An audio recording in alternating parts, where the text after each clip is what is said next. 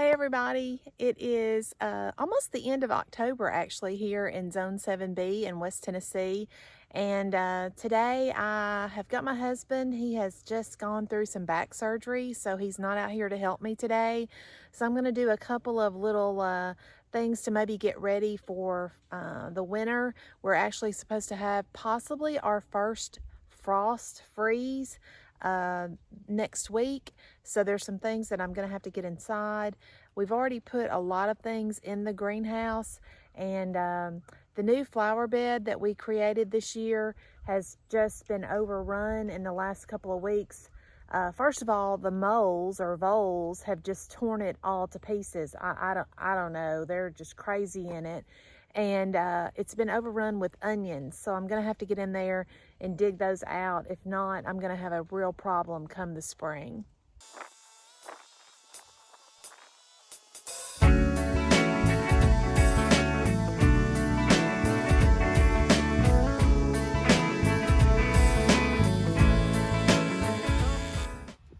As a quick side note, went to my local Dollar General this morning and actually last week, but this weekend, these tools are running 70% off. They were typically $1, so that made them 30 cents. And then today through Sunday, it's an additional 50% off of the 70% off. So I got these for 15 cents a piece.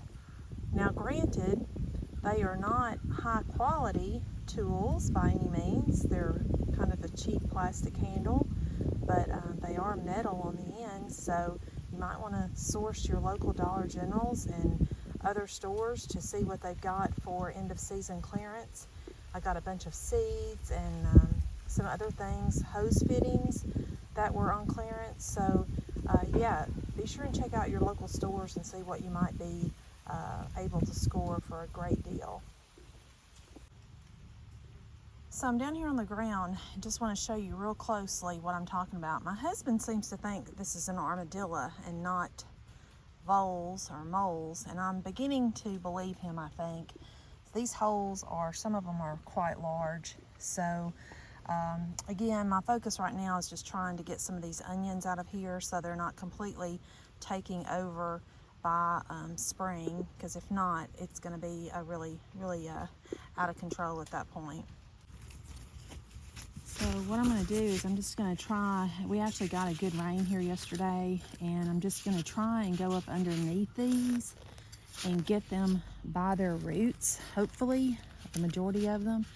I know I'm going to have to deal with this next year just because we've had so many critters digging in this new bed this year that the onions have gotten thrown over from the mower and different things. But like I said, if I can get any of it out that I don't have to deal with in spring, all the better.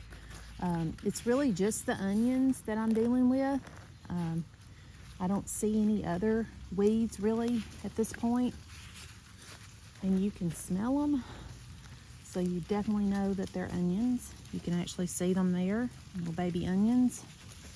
You know, I don't know if you can eat these. I've had people tell me you can. I love onions. I just don't love them growing in my flower gardens, for sure. And whatever's been digging in the yard or in the flower bed has also torn up. You can see pieces of our cardboard that they have just dug up as well. So I'm just trying to shove it back in as best I can. And we may have to redo this bed as far as another layer of cardboard next year.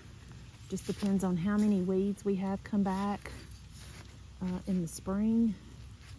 Especially, you know, them digging in it's not helping deter the weeds for sure. If you pull these up just by their green, then their roots are going to stay under and still produce. So you want to make sure that on these onions that you actually do get the onion heads out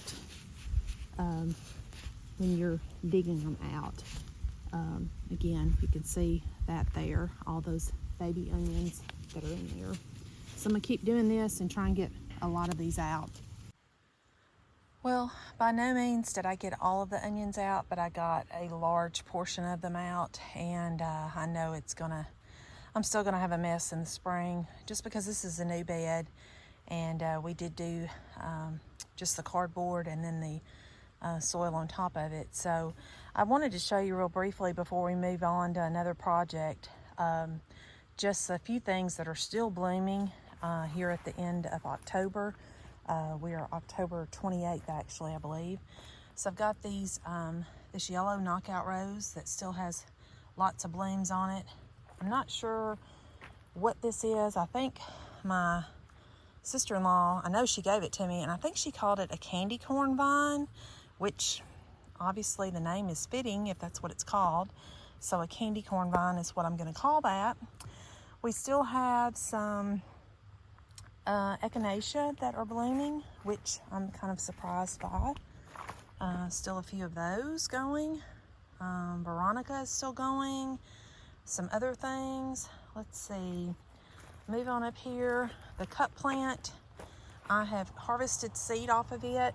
I told you earlier I wasn't sure about the cup plant, but it does have seed in it. I want to show you those real quick as the car passes by. So you can see all of those seed there. So what I'm going to do is I'm just going to scatter some of them in the ground or on the ground around the plant and leave a few for the birds. The daisies that I had, most of those have gone to seed. I've collected a lot of seed.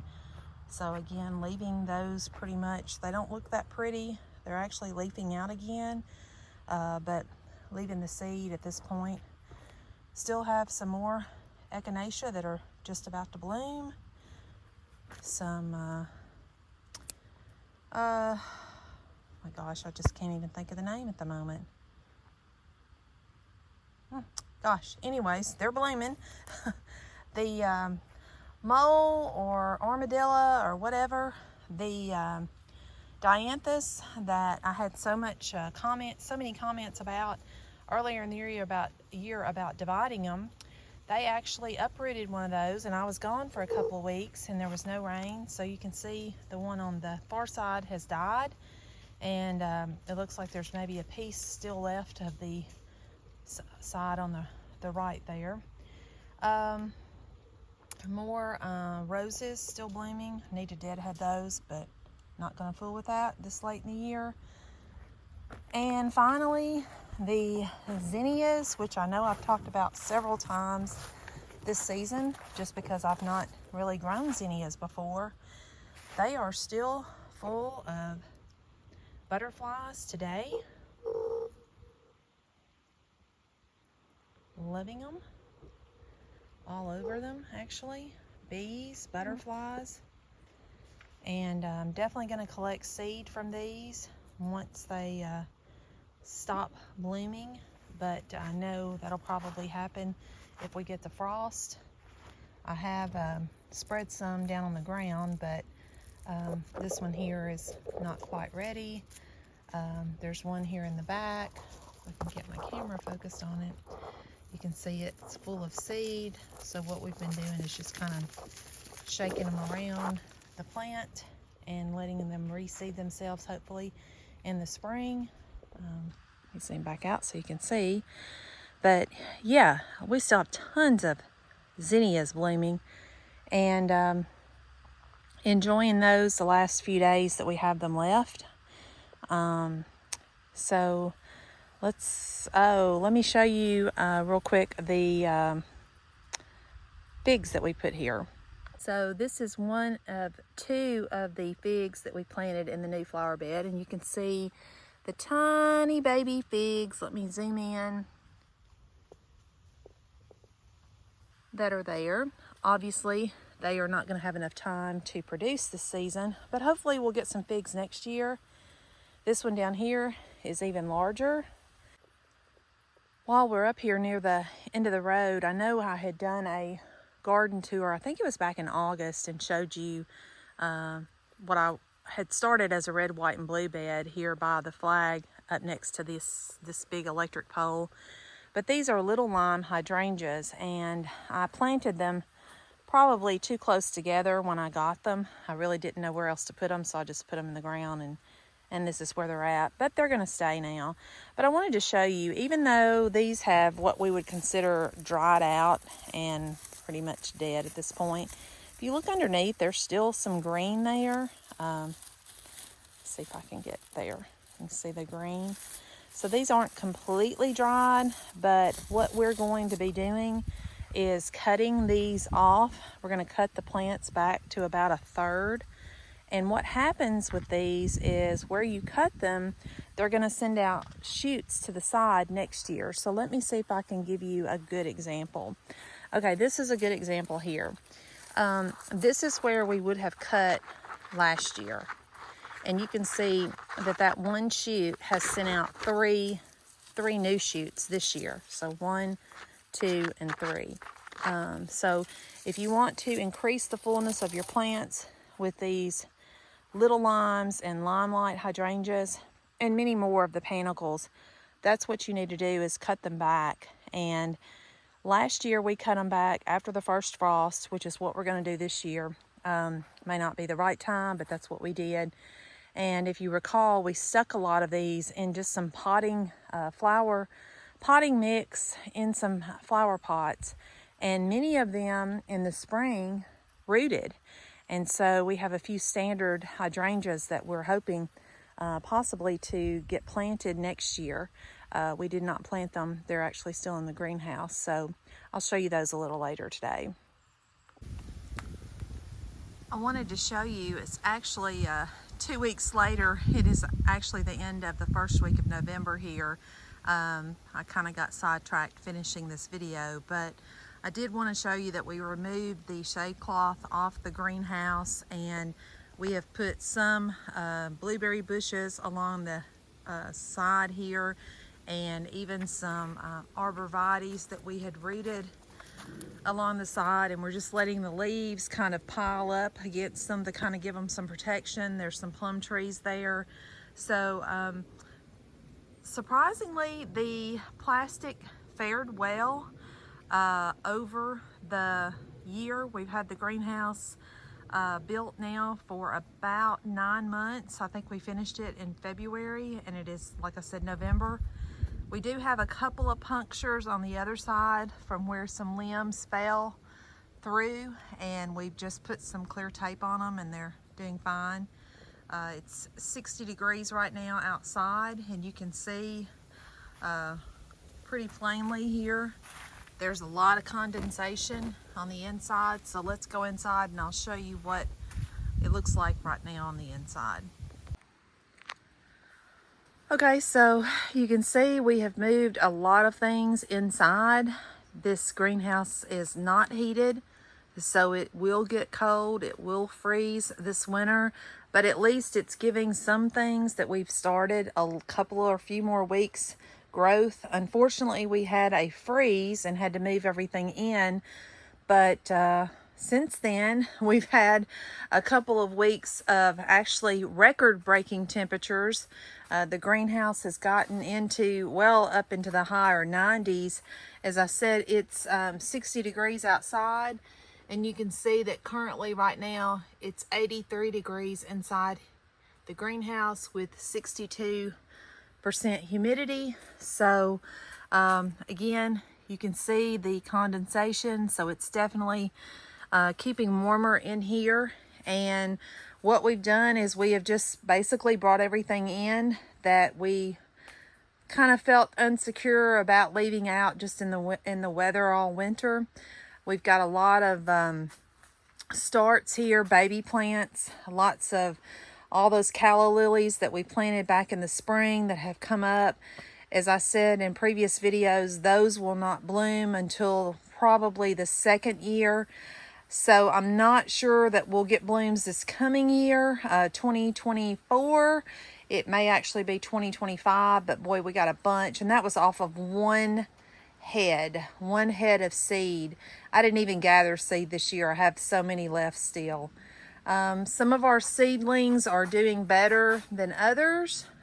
So we've got, these are our Hardy Luna pink hibiscus. So If these produce, I'm going to be super grateful for that, to have some hardy hibiscus. These are our yuccas. They're up a couple of inches. Liatris, a couple of trays of liatris. A few of those have made. There's actually some still just now popping up. You can see I thought, you know, we weren't going to get any more, but we've got some that are quite little that are still germinating, and we've got some Shasta daisies and some other things. We've wheeled in just our wagon so it wouldn't sit out over the winter. Got a lot of hydrangeas inside. Again, they would be okay outside, but we wanted to give them a couple more weeks of grow time. And some things have already gone dormant, lost their leaves, some haven't. So yeah, that's what the greenhouse is looking like right now here in the, actually I think today is the 10th of November. So we're actually in week 2 of November.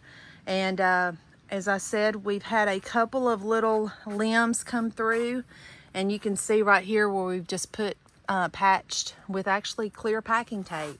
We had someone tell us, don't buy the expensive greenhouse repair tape, just get the clear packing tape, and that's what we've done, and it's worked brilliantly. So, and one last thing I wanted to show you, we have the screen door, as you all recall, we put in there. We were going to put plexiglass over it, and we never got around to it. So instead of trying to cover it with plastic and tape it, I came up with just this tarp. It's super easy. It's easy to take on and off if it warms up. Just like today, if it gets any warmer, I'm probably going to take it off so we can get some fresh air in here. It's not pretty, but it does the trick, and it allows us to close the door. And that's, you know, obviously it's more cost effective because it's not the plexiglass, but it easily comes off. You can see where I have to put it back on where I opened the door earlier. But yeah, that's it. That's the update on our greenhouse, and I'll show you this side. We don't really have anything over here. We've got a bunch of pots, but we're just letting the leaves pile up on both sides, kind of give it a little bit more insulation, I think, maybe. But that's it for today. Hope you all have a blessed weekend and a great afternoon.